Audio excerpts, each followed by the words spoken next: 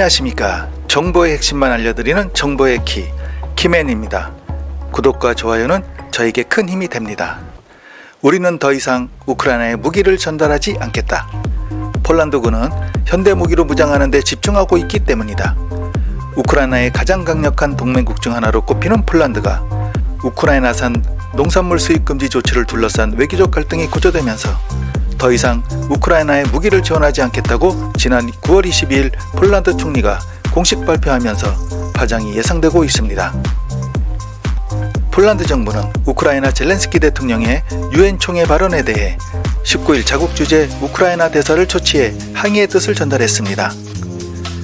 전날 젤렌스키 대통령은 우크라이나산 곡물에 대한 수입 금지 조치 연장을 선택한 일부 국가들은 우크라이나와의 연대를 가장하고 연극을 하고 있다고 발언하며 일부 유럽 국가들이 농산물 갈등을 증폭시키며 간접적으로 러시아를 돕고 있다고 비판하며 그는 우려스럽게도 유럽의 일부 정치 극장판에서 연대를 끝장내고 있으며 곡물 문제를 스릴러로 바꾸고 있다고 주장하고 그들은 자신들의 역할을 한다고 할지 모르겠지만 사실 모스크바의 배후를 위한 무대 설치를 돕고 있다고 비판하며 전쟁 첫날부터 우크라이나를 지지했던 폴란드의 부당한 대우라고 비난합니다.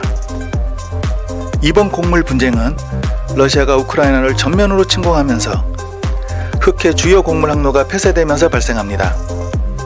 초반에는 곡물 수출에 대해서는 보호해주기로 상호 협의가 되었으나 전쟁이 장기화되면서 수세에 몰린 러시아가 흑해를 장악한 후 협의를 깨면서 우크라이나는 육로를 통해 곡물을 수출해야 됐고 그 결과 유럽 중부 지역에 곡물이 대량으로 몰리게 됩니다.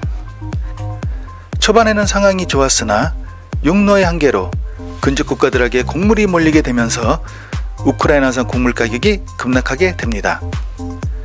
이에 유럽연합은 이로 인한 자국 농산물 가격 하락을 우려한 농민들을 보호하고자 불가리아, 헝가리, 폴란드, 루마니아, 슬로바키아 등 5개국에 우크라이나산 곡물 수입을 일시적으로 금지시킵니다.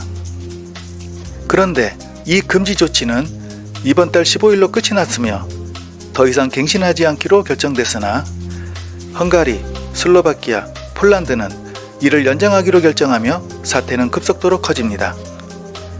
EU 집행위원회는 개별적인 회원국들이 무역 정책을 결정할 권한이 없다고 여러 차례 밝힌 바 있어 국제법상 의무 위반이라며 해당 금지 조치를 시행한 국가들을 세계무역기구 WTO에 제소하게 됩니다.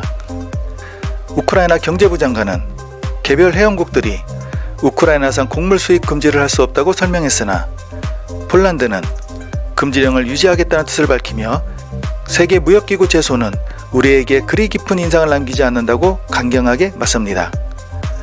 아울러 헝가리, 슬로바키아, 폴란드는 금지 조치를 시행하지만 우크라이나산 곡물이 자국 영토를 통해 다른 시장으로 운송되는 건 여전히 허용하겠다고 밝힙니다. 프랑스 외무장관은 EU 조사 결과 우크라이나산 곡물 수입이 유럽 농민들을 어려움에 빠뜨리지 않을 것이라며 이러한 긴장 상태가 유감이라고 지적합니다.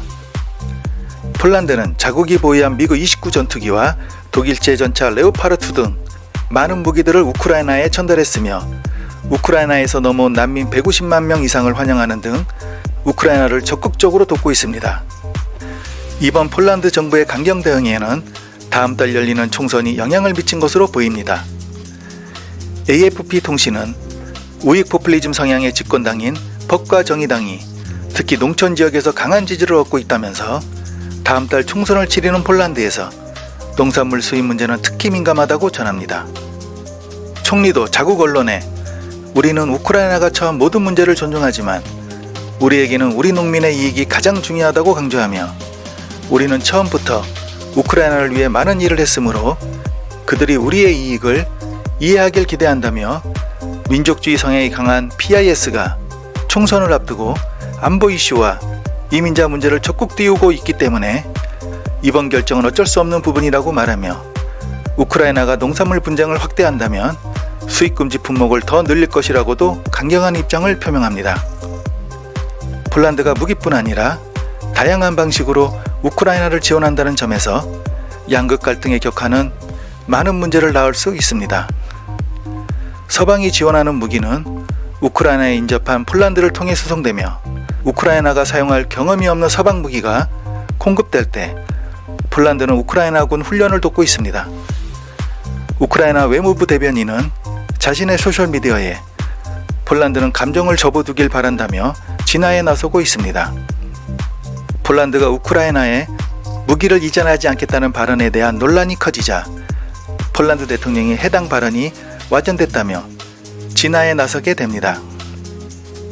AFP AP통신에 따르면 안제이 두다 폴란드 대통령은 21일 더 이상 우크라이나에 무기를 이전하지 않겠다는 마테우시 모라비에치 총리의 발언이 최악의 방식으로 잘못 해석됐다고 주장하며 현재 보유 중인 소련제 무기를 대처하기 위해 도입을 추진 중인 최신 무기는 넘길 의사가 없다는 말이 오해를 불렀다고 사태를 수습하려 애쓰고 있습니다. 두다이 대통령은 이로 인해 우크라이나를 침공한 러시아에 맞서는 서방 진영에 분열이 가속화했다는 지적마저 나오자 급히 진화에 나선 것으로 보이며 폴란드 정부 대변인도 이날 우크라이나와의 기존 무기 공급 계약을 이행할 것이라고 강조합니다. 사태가 수습된 것처럼 보이지만 러우 전쟁이 장기화될수록 모두들 지치기는 마찬가지입니다. 우리 또한 이번 전쟁에 발을 담그려 하고 있어 향후 한반도 안보 문제가 어떻게 변할지 생각해 봐야 할 것입니다. 도움이 되셨다면 구독, 좋아요 부탁드립니다. 다음 영상에서 뵙겠습니다.